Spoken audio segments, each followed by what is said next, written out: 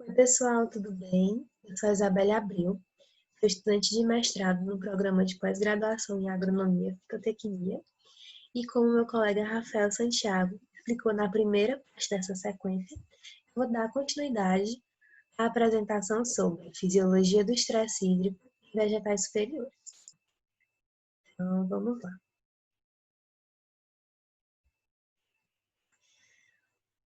Vou falar sobre o excesso hídrico e situações como alagamento e encharcamento do solo são episódios comuns em muitas áreas, tanto naturais quanto cultivadas, mundo afora. Com a perspectiva do aumento das mudanças climáticas globais, o aumento da extensão dos efeitos dessas mudanças, como por exemplo o excesso das chuvas, é possível imaginar que num futuro não mais tão distante vai ter uma maior ocorrência de alagamento e encharcamento que vão ser prejudiciais às áreas de agricultura. Partindo desse raciocínio, a gente pode entender que vai crescer ainda mais a importância de se explorar os genótipos das plantas, que apresentem maior tolerância a esse excesso de água no solo. Assim como tentar entender também quais são os processos que levam a isso e identificar as características, tanto morfológicas quanto anatômicas, quanto fisiológicas, que estão associadas à tolerância das plantas a esse tipo de estresse abiótico. Essa expectativa é particularmente válida para a agricultura nas nossas regiões, principalmente na região tropical, porque muitas áreas de cultivo estão localizadas em terras marginais ou que não são totalmente apropriadas para a agricultura, de modo que muitos desses locais têm problemas com capacidade de drenagem, com a permeabilidade do solo. Isso é uma maneira de explorar melhor a questão da agricultura. E aqui no Brasil, especificamente, existe uma diversidade muito grande em relação às características dos biomas, mas todos eles têm uma certa semelhança quando a gente fala em questão de alagamento, seja por questão de condições intrínsecas, né, ao bioma, ou por ações ocasionadas pelo homem. Essa apresentação, por questão da contextualização, trouxe dois biomas para a gente poder falar um pouquinho deles. Primeiramente, eu trago destaque para a região do bioma da Amazônia, que por possuir uma grande rede fluvial e um grande número de aquíferos, os solos dessa região são extensamente alagados ou encharcados. Na literatura, a gente pode encontrar classificação de vegetação baseadas nisso, né? Existem as matas de terra firme, onde os estratos são mais altos e não chega a ser uma região inundada. As matas de várzea já estão em áreas inundadas, mas por um período de curta duração. Existem as matas de igapó, que tem uma vegetação de extrato mais baixo, mas a área é inundada durante quase todo o ano.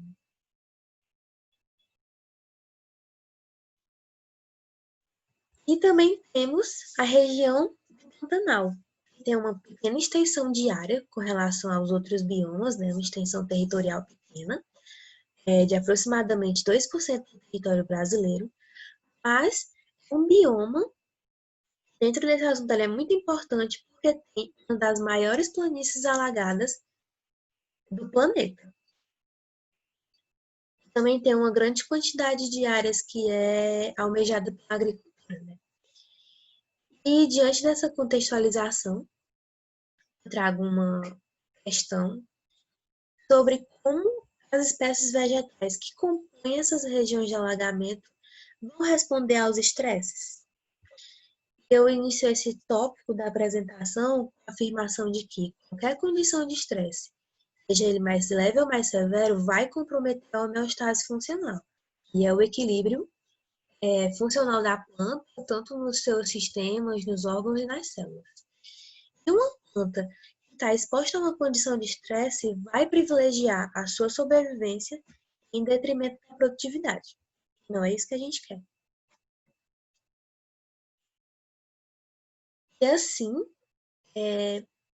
para efetivamente poder trabalhar sobre isso, a gente precisa conhecer as respostas fisiológicas a esse estresse.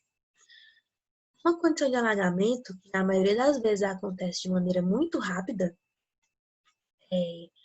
subitamente os espaços que antes eram ocupados pelo ar vão ser invadidos, vão ser preenchidos pela água. Com isso, vai existir uma rápida diminuição dos níveis de oxigênio disponíveis no solo para a planta, vai gerar problemas na difusão do oxigênio, desse oxigênio na água, e assim vai acontecer uma queda na absorção da água das em questão de horas, como isso acontece muito rápido, o oxigênio que estava disponível para o processo respiratório vai desaparecer, e o sistema radicular dessa vegetação que estava nesse ambiente vai estar em um local ou hipóxico ou anóxico. Isso vai depender do nível de oxigênio que restar no solo. Mas, enfim, o que é esse hipóxico ou anóxico, esse estado? A hipóxia tem o conceito de redução do nível de oxigênio abaixo do nível ótimo. Simplificando isso, é muito mais parecido com a questão de deficiência de oxigênio.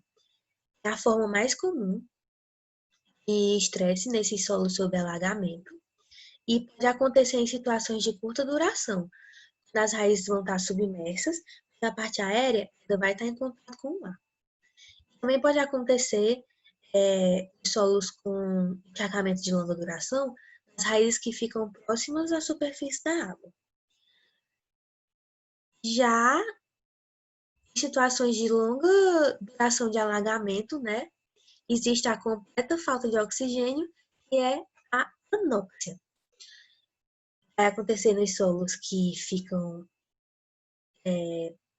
submersos por longos períodos do ano e nas plantas onde tem as raízes muito abaixo da superfície da água. E assim, as espécies que são sensíveis ao estresse vão desenvolver sintomas e vão resultar principalmente dos distúrbios que foram causados tanto pela hipóxia quanto pela anóxia nas raízes. Inicialmente, né, de acordo com a redução da disponibilidade de oxigênio no solo, vai acontecer a inibição da respiração aeróbica. Simultaneamente, vai estar acontecendo a perda da síntese mitocondrial de ATP, que é a energia da planta. Então, esses níveis de energia vão estar sendo reduzidos e, consequentemente, vai reduzir a capacidade de absorção e transporte da água e dos nutrientes para a parte aérea. Diversos sintomas que são causados por isso, não sei, sobre o aumento da resistência estomática, redução da fotossíntese, redução dos níveis de energia, a falta de oxigênio também, alteração na taxa de transpiração por conta dessa falha no aparato fotossintético, a inibição do crescimento da planta, mais gravemente, murcha e queda das folhas e, no agravamento desses fatos, a morte da planta. E assim, essa diminuição pode ser gradativa, quanto drástica, de níveis de oxigênio, vai desencadear uma cascata de sinais que vai acabar para afetar, influenciar diretamente tanto a arquitetura quanto a anatomia, o metabolismo, como o crescimento da planta, por questão de estratégia de sobrevivência, né? E eu trouxe como exemplo as alterações que são mais comumente reconhecidas em a formação dos aerênquimas, tanto em raízes como em caules, as lenticelas também, tanto em raiz quanto em caule, e a formação das raízes adventícias. Existem também as alterações hormonais, alterações de translocação de nutrientes, mas morfológica e anatomicamente exemplificando, vou focar nessas três. Os aerênquimas são um tecido parenquimatoso, né? Que é constituído por células que vão ter grandes espaços intercelulares. Esses espaços vão formar as cavidades no córtex da planta. Isso vai ser preenchido por ar. Eles têm essa conformação aqui, ó. Nessa figura, numa condição de solo normal, né, de capacidade hídrica normal, as células do córtex estão intactas. Já nessa condição aqui de solo alagado durante o período de 30 dias, aconteceu a extensão desses espaços celulares de forma exígena, vou já explicar, e a gente pode ver a formação desses bolsões de ar no córtex, e vai armazenando a capacidade de oxigênio. Nessa outra foto, a gente tem aqui nessa figurinha a planta testemunha também com essa região do córtex que está intacta. Vai aumentando gradativamente o período de tempo de saturação desse solo, né? Vai mostrando o aumento desses espaços intercelulares. Aqui com 12 horas, de deficiência de oxigênio. Aqui durante um dia, 2, 3, 4 dias de experimento, a gente pode ver o tamanho desses bolsões de ar do córtex. Isso, como é uma planta de milho, a gente pode saber previamente que já foi de maneira lisígena. O que é isso que eu estou falando?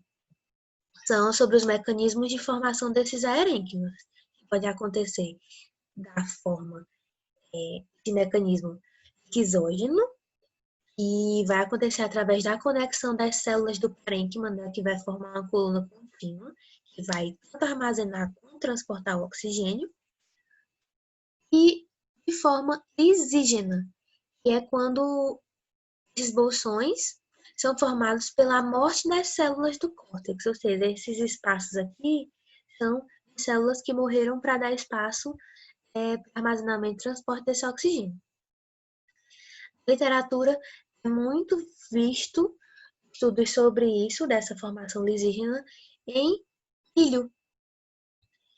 E aí, por que que isso acontece? Quando as plantas de milho são expostas à hipoxia, né, deficiência de oxigênio, e a formação de etileno, e vai ter um aumento da síntese de etileno, né, nessa região de hipóxia, aí uma série de outras sínteses que vai resultar no aumento da atividade da celulase, gerando alterações nas paredes das células, uma degradação da parede celular, vai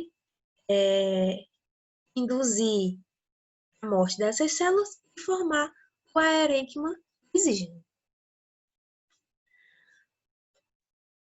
Plantas que já são conhecidamente tolerantes e são submetidas à condição de anoxia, vai acontecer a formação de lenticelas. O que é isso?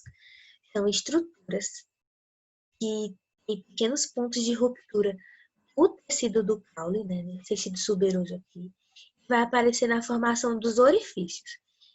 Essas estruturas elas vão proporcionar também espaços intercelulares, né, vão auxiliar na formação daqueles arênquimas, só que de uma forma superficial do caule. Isso vai facilitar a difusão dos gases do interior da planta para a atmosfera, da atmosfera para o interior da planta, vai otimizar as trocas gasosas pelo aumento da superfície de contato e vai também ajudar na eliminação dos metabólitos que são potencialmente tóxicos para essa planta, que já está sob uma condição de estresse, né? Como o etanol, acetaldeído e do etileno. Essas fotos aqui, uma planta estava sob condição de solo saturação normal, saturação hídrica normal, caule normalzinho, e um solo que foi alagado durante 2 meses. A gente pode ver o aumento das raízes adventícias aqui, e nesse assunto das lenticelas, essa formaçãozinha branca aqui no caule. Também pode acontecer nos caules, nas raízes.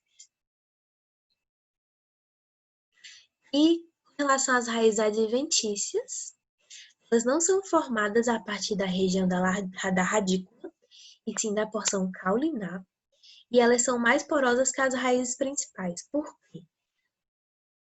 todo esse acúmulo da síntese de etileno, vai possuir uma maior quantidade de aerênquimas que vão ser próximas, aproximar nessas raízes da condição de suprimento de oxigênio normal,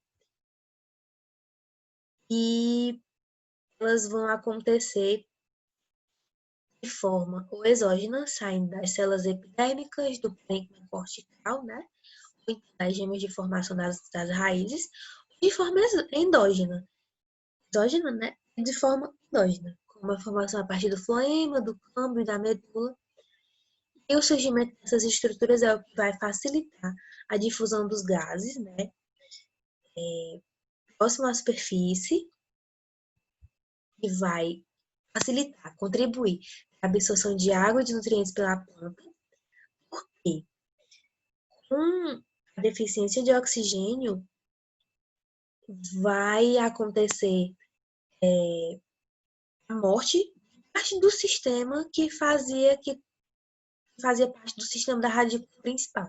Então, essas raízes adventícias, elas vão ser essenciais para garantir que haja a absorção de dos gases essenciais, né, oxigênio no caso, da água e dos nutrientes. Também vai participar da liberação dos compostos que podem ser tanto reguladores quanto fitotóxicos, dependendo da situação. As giberelinas das citocininas, por exemplo. O caso da citocinina eu trouxe aqui, porque ela é importante nesse contexto. E, segundo a literatura, existem poucos experimentos que ligam esse hormônio às condições de estresse hídrico, né? Por questão de alagamento, que tenha sido utilizado, esse hormônio tenha sido medido.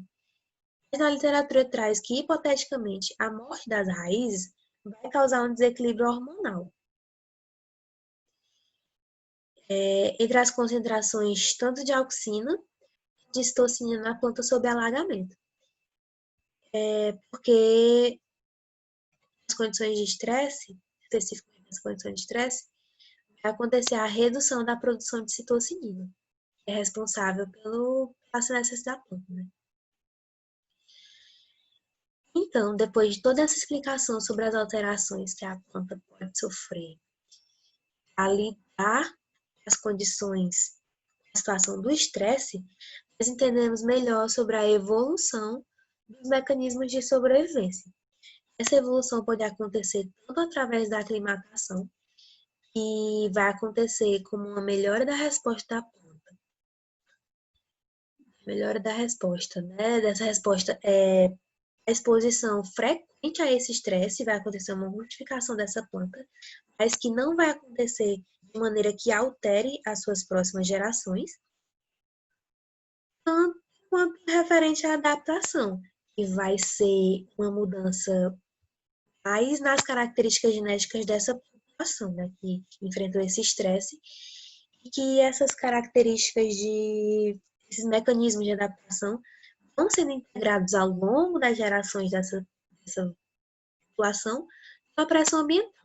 São duas situações diferentes, a aclimatação e a adaptação. Mas ambas as situações vão levar ao incremento da tolerância. Isso vai acontecer para que haja tanto uma proteção funcional e estrutural dos sistemas da planta e seja garantido o restabelecimento da homeostase. Então, na prática, né, para poder aproximar dessa nossa conversa da maneira como as coisas ocorrem em campo e mostrar como essas respostas fisiológicas são vistas, trouxe para apresentar aqui, a título de informação também, essa publicação científica do ano de 2017, intitulada de Trocas gasosas e grau de tolerância ao estresse hídrico, induzido em plantas jovens de Tabebuia aurea, submetidas ao alagamento, de Oliveira e Gualtieri. A Tabebuia aurea, que foi o objeto de estudo desse experimento, é uma planta que é popularmente conhecida como para-tudo, região do Mato Grosso do Sul, né? Uma árvore típica da região do Pantanal. Só que aqui eu particularmente conhecia como ipê roxo. E diante da importância dessa planta na região do Pantanal, que ela acontece de maneira muito frequente, os autores dessa pesquisa tiveram como objetivo avaliar as trocas gasosas de tabebuia áurea sob estresse hídrico induzido por alagamento, simulando a condição de campo que essa planta pode estar vivendo. Com metodologia, as sementes foram coletadas de árvores de ipê roxo, de para tudo, né, na região do Mato Grosso do Sul, foram colocadas para germinar em condições de laboratório, e a partir dos 8 meses após a emergência dessas plântulas, começaram os ensaios. Foram criados 2 grupos, de plantas controle e de plantas sob inundação do solo, e 15 mudas foram submetidas, no caso 30, né, porque eram 2 grupos, foram submetidas a este estresse hídrico, simulando a inundação do solo. Em baldes plásticos com água, e como é que isso acontecia? Foi formada uma lâmina de água que variava entre 2 e 3 centímetros acima do solo, e esse solo era coberto com plásticos escuros para evitar que houvesse o crescimento de águas e isso pudesse interferir nas amostragens que seriam feitas, né? As plantas controle e as plantas sob condição de alagamento induzido tinham uma altura média inicial de 31 centímetros e um número médio de 14 folhas, que isso vai ser importante no final. A avaliação foi feita durante 115 dias e os parâmetros avaliados anatomicamente, morfologicamente, com relação ao desenvolvimento em altura, crescimento de novas folhas e também a hipertrofia das lenticelas. A medição das trocas gasosas, já para análise desse outro parâmetro, foram escolhidos aleatoriamente 3 indivíduos de cada grupo, daquele grupo lá, né, de 15 plantas controle e 15 plantas que estavam sob estresse induzido, e eram medidos diariamente, sempre no mesmo pé de folhas, às 7h30 da manhã, né, as trocas gasosas, a mensuração dos parâmetros essenciais para esse experimento. Isso era obtido através da análise com o IRGA. Os resultados observados durante os 115 dias de experimento foram os seguintes. Não houve um crescimento em altura. As plantas inicialmente tinham 31 centímetros de altura média. No final, as plantas alagadas não aconteceu um incremento em altura. Mas nas plantas controle, teve um aumento sim, e essas plantas chegaram a atingir 51 centímetros. A emissão de folhas novas também foi prejudicada. Aquela média de 14 folhas planta, ambos os grupos no começo do experimento, no final teve um resultado das mesmas 14 folhas para as plantas sob alagamento, mas 24 folhas para as plantas controle. Isso mostra que, apesar dessa espécie conseguir sobreviver ao estresse, ela não possuía uma capacidade de produzir novos tecidos e esse incremento de biomassa, né, resultaria no crescimento em altura, quanto no aumento do número de folhas. Isso não aconteceu.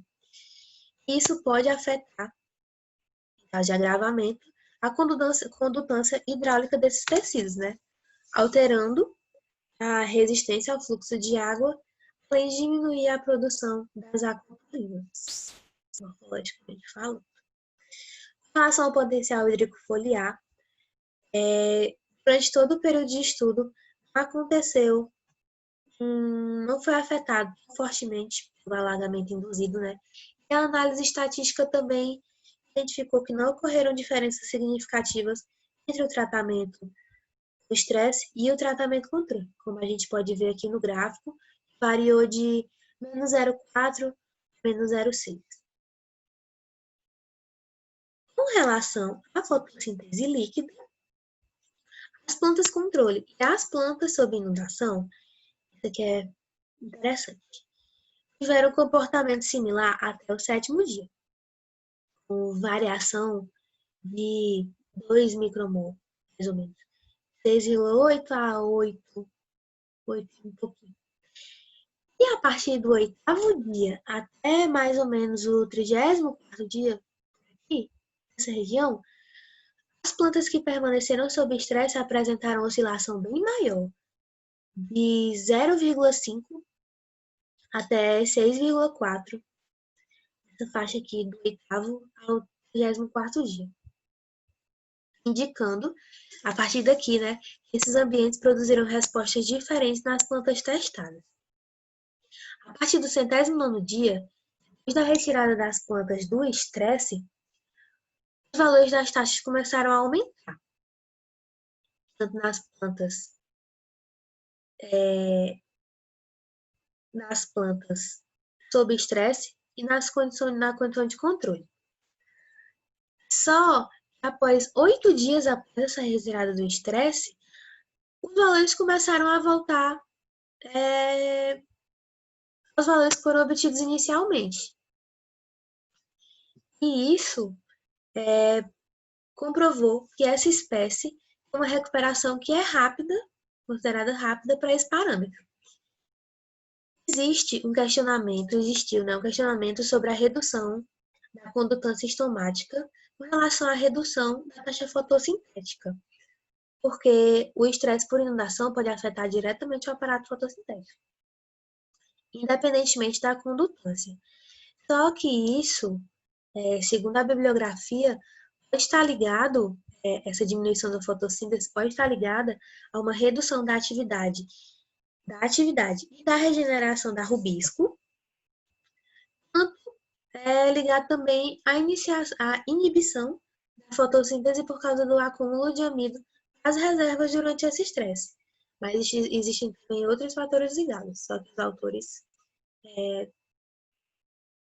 escreveram sobre essa daqui, discutiram sobre essa daqui. E com isso, os autores chegaram à conclusão de que as respostas fisiológicas apresentadas pela espécie, né, de Tabebuia aurea, indicaram que essa planta pode sobreviver durante mais de 100 dias sob alagamento.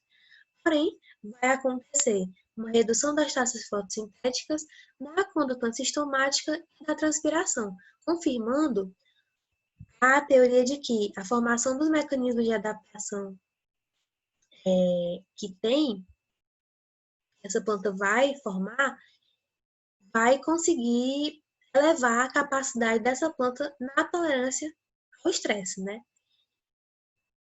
Após o retorno às condições adequadas, né, após a retirada desse estresse, a espécie possui uma rápida recuperação, voltando às suas taxas fisiológicas aos níveis iniciais, numa condição de aclimatação. E assim, como considerações finais, depois de toda essa explicação, para os vegetais, né, as condições de estresse significam um grande desafio, em detrimento da produtividade, como a gente já tinha falado. Já que o ambiente vai estar sob uma constante transformação, muitas vezes isso vai acontecer de uma maneira muito intensa. Como a gente trouxe, por exemplo, no caso da restrição hídrica e nos alagamentos. Mas para contornar os efeitos negativos causados por esses estresses abióticos, as plantas apresentam diferentes estratégias para o estímulo de respostas e mecanismos de sobrevivência em ambientes desfavoráveis ao desenvolvimento. E o conhecimento dessas características é bem interessante e é fundamental para o nosso conhecimento, porque contribui diretamente para a sustentabilidade das culturas ao fornecer as bases teóricas necessárias para a aplicação das biotecnologias em campo. E é isso. Obrigada pela atenção de vocês e até a próxima.